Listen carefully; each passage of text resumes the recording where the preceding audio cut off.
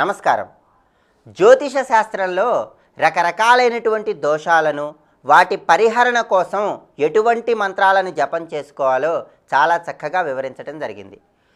జ్యోతిష శాస్త్రంలో కాలసర్ప దోషం తర్వాత అత్యంత శక్తివంతమైనటువంటి దోషంగా నాగదోషాన్ని వర్ణించడం జరిగింది. ప్రధానంగా 7 రకాలైనటువంటి నాగదోషాలు జ్యోతిష శాస్త్రంలో ఉన్నట్లుగా మనకి శాస్త్రాలలో వర్ణించడం జరిగింది. జాతక చక్రంలో లగ్నంలో రాహువు కానీ కేతువు కానీ ఉన్నట్లయితే నేత్ర సంబంధమైనటువంటి వ్యాధులు కలుగుతాయని, దాన్ని నాగదోషంగా పరిగణించాలని మనకి శాస్త్రాలలో వర్ణించడం జరిగింది. అలాగే జ్యోతిష శాస్త్రరీత్యా జాతక చక్రంలో లగ్నం నుండి క్రిందకి వచ్చినప్పుడు 2వ స్థానంలో రాహువు కానీ కేతువు కానీ ఉన్నట్లయితే దంపతుల మధ్య కొద్దిపాటి కలహాలు రావటం, కొద్దిపాటి విభేదాలు కలగటం, కొద్దిగా మనశ్శాంతి కోల్పోవటానికి ఆస్కారం ఉంది. అలాగే జాతక చక్రంలో లగ్నం నుండి 4వ స్థానంలో రాహువు కానీ కేతువు కానీ ఉన్నట్లయితే హృదయ సంబంధమైనటువంటి అనారోగ్య సమస్యలు కలగటానికి, ఆస్తిపరమైనటువంటి విభేదాభిప్రాయాలు కలగటానికి ఆస్కారం ఎక్కువగా ఉంది. లగ్నం నుండి క్రిందకి వస్తున్నప్పుడు 5వ స్థానం 5వ స్థానంలో రాహువు కానీ కేతువు కానీ ఉన్నట్లయితే సంతానపరమైనటువంటి సమస్యలు కలుగుతాయి. లగ్నం నుండి క్రిందకి వస్తున్నప్పుడు 7వ స్థానంలో రాహువు కానీ కేతువు కానీ ఉన్నట్లయితే దాంపత్య జీవితంలో విభేదాలు ఏర్పడటానికి అవకాశం ఉంది. అదే లగ్నం నుండి క్రిందకి లెక్క పెట్టుకుంటూ వస్తున్నట్లయితే 8వ స్థానంలో రాహువు కానీ కేతువు కానీ ఉన్నట్లయితే అనారోగ్య సమస్యలు ఎక్కువగా ఉండటానికి, విష జంతువుల వల్ల భయాలు ఏర్పడటానికి ఆస్కారం ఉంది.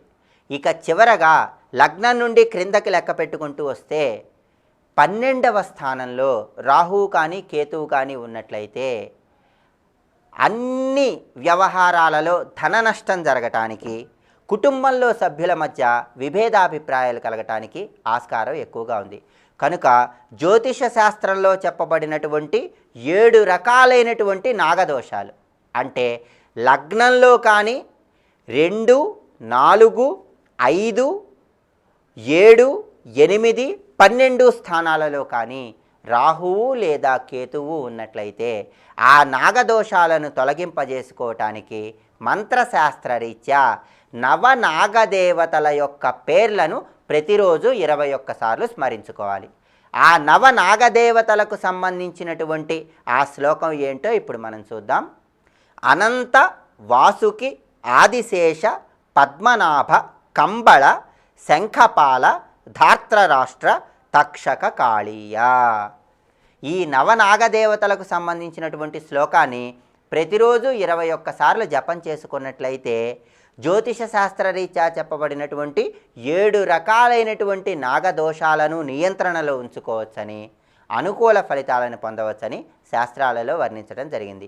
దీనితో పాటు ప్రత్యేకంగా కొన్ని సూచనలు కూడా పాటించాలి.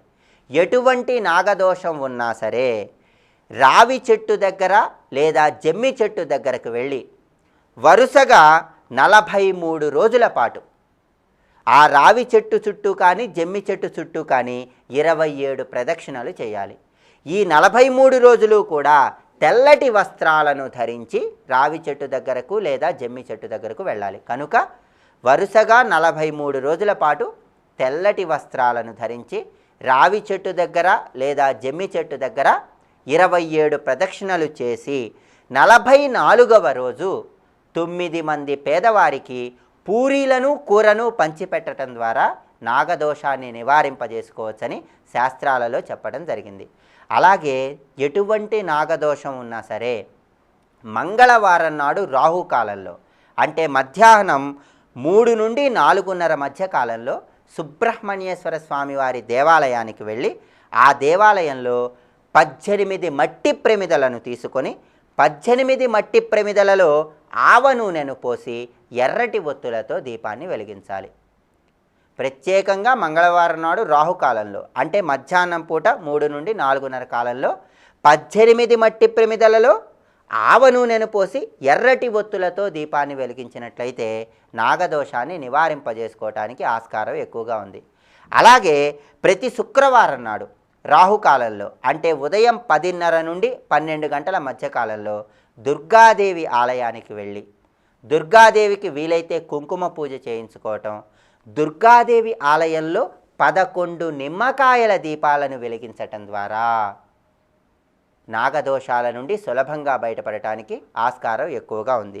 అలాగే శనివారం నాడు రాహుకాలంలో, అంటే ఉదయం 9:30 నుండి 10:30 మధ్య కాలంలో మీ గృహంలో శివపార్వతుల చిత్రపటాన్ని ఉంచి ఆ శివపార్వతుల చిత్రపటం ముందు కొబ్బరికాయ కొట్టి అరటి పండును నివేదన చేయటం ద్వారా ఓం అర్ధనారీశ్వరాయ నమః అనేటటువంటి మంత్రాన్ని జపం చేసుకోవటం ద్వారా నాగదోషాలను సులభంగా తొలగింపజేసుకోవటానికి ఆస్కారం ఎక్కువగా ఉంది. వెండితో కానీ బంగారంతో కానీ నాగుపాము ఆకారంలో ఒక ఉంగరాన్ని తయారు చేయించి ఆ ఉంగరం మధ్యలో ఒక కన్నులాగా చిన్న గోమేధికం కానీ వైఢూర్యం కానీ ఉంచుకున్నట్లయితే దాని ద్వారా కూడా నాగదోషాలను తొలగింపజేసుకోవటానికి ఆస్కారం ఎక్కువగా ఉంది.